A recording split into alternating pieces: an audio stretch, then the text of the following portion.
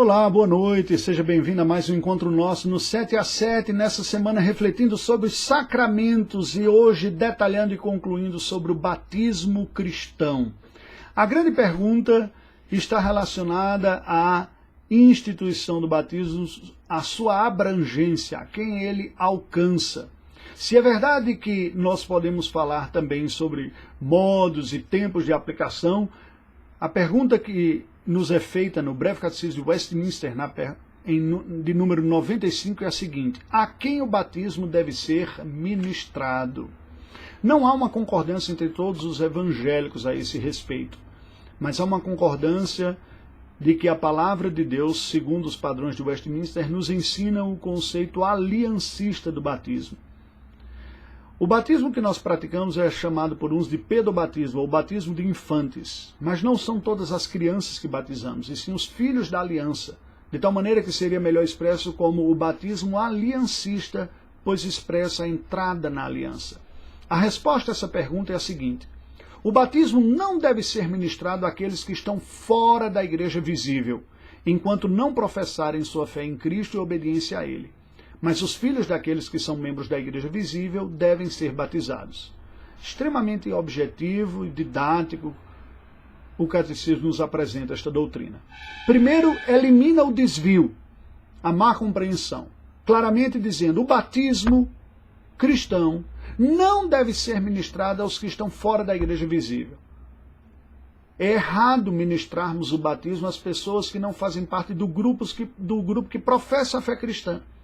Quem não estiver ligado à igreja cristã visivelmente, quem não estiver associado àqueles que professam a fé em Cristo, que se juntam para adorar ao Senhor, quem não estiver ligado a este grupo não deve receber. Este é o primeiro ponto que é dito. Até mesmo, ou precisamente, porque não produz automaticamente as graças representadas e seladas aqui. Não se trata de uma maneira mística e mágica de produzir. Se a pessoa não estiver vinculada à igreja intencionalmente, claramente, pelos meios designados por Deus, ela não deve receber o batismo. A palavra de Deus nos apresenta que a recepção do sinal do batismo é um credenciamento na igreja visível, ou seja, junto àqueles que professam a fé cristã, que declaram seguir a Cristo Jesus, como ocorreu desde o início.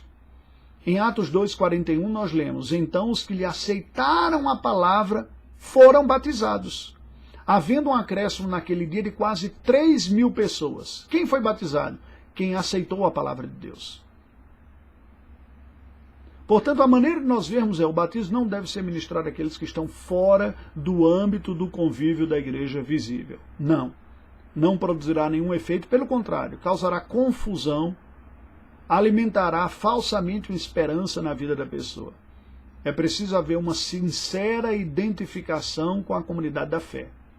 Porém, o ponto que algumas pessoas têm dificuldade é: por que então os cristãos reformados presbiterianos batizam crianças? Como já vimos, não são todas as crianças, mas são os filhos da aliança, os filhos da fé. Porque estes estão ligados à igreja visível pelos seus pais. São trazidos à igreja, são ensinados na fé da igreja, participam do culto, oram, conhecem a palavra do Senhor, tomam parte na adoração, são objetos da graça de Deus e há promessas de Deus para com eles. Portanto, eles fazem parte da igreja visível, daqueles que nós vemos em adoração a Deus. O catecismo nos diz claramente que aqueles que creem e seus filhos. Então, primeiro, vamos deixar claro aqui um ponto. O batismo é para todos aqueles que, tendo sido anteriormente ignorantes, pagãos, ímpios, estando longe do conhecimento de Deus, se convertem. Ao se converterem, experimentarem a salvação, a fé em Jesus Cristo, estes devem ser batizados, porque experimentaram já a graça. Lembra que Pedro, quando visita Cornélio, diz: como eu vou negar a água àqueles que Deus não negou o Espírito? Porém, na mesma lógica aliancista, aqueles que creem em Deus, estão em aliança com Deus, ao terem filhos, têm filhos que são frutos da aliança.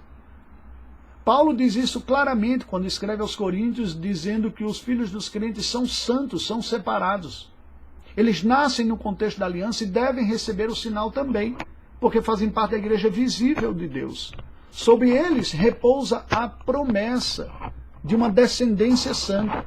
Agora, diferente daqueles que vêm da aliança, eles não entram na aliança pela conversão. A conversão é para quem estava fora. Eles entram pela herança. O que não significa dizer que estejam automaticamente salvos e imediatamente recebam os benefícios representados e selados no batismo. Os filhos dos cristãos estão debaixo de uma promessa de que pelo uso ordinário eles haverão de experimentar no tempo designado pela graça de Deus a regeneração e a salvação. Pode ser que alguns deles não experimentem? Pode. Como pode ser que alguns professem a fé cristã e não seja genuína. Em Gênesis 17, versos 7 e 10, nós vemos o princípio do lançamento da aliança. Estabelecerei a minha aliança entre mim e ti, diz o Senhor Abraão, e a tua descendência no decurso de suas gerações, aliança perpétua, para ser o teu Deus e da tua descendência. Esta é a minha aliança que guardareis entre mim e vós, e a tua descendência, todo macho entre vós será circuncidado.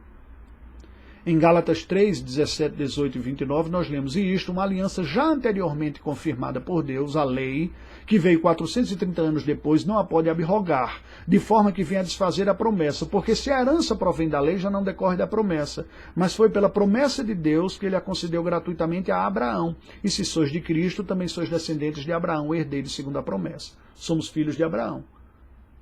A antiga aliança previa o sinal da circuncisão, parte da aliança, os filhos, e recebiam o sinal do selo da justiça da fé, diz Romanos 4, quando tinham apenas 8 dias de nascidos. Não tinham condições de ter fé, mas faziam parte da aliança e recebiam o sinal da aliança. Em Atos 2, 38 e 39, lemos, respondeu-lhes Pedro, arrependei-vos e cada um de vós seja batizado em nome de Jesus Cristo para a remissão dos vossos pecados. Quem está fora da aliança precisa se arrepender e crer. E recebereis o dom do Espírito Santo, pois para vós outros é a promessa, para os vossos filhos, e para todos os que ainda estão longe, isto é, para quantos o Senhor nosso Deus chamar. Portanto, o batismo cristão deve ser ministrado aos que creem, os que estão unidos à igreja visível e à sua descendência, como herdeiros da aliança. Que Deus nos abençoe. Ó Deus bendito, nós te rendemos graças, louvamos o teu nome e pedimos o teu favor, Senhor Deus, de confirmar na aliança os herdeiros, os filhos, de trazer a aliança pelo evangelismo e pelas missões àqueles que são ignorantes e estão distantes e alijados desta aliança. Oramos em nome de Jesus. Amém. Deus nos abençoe.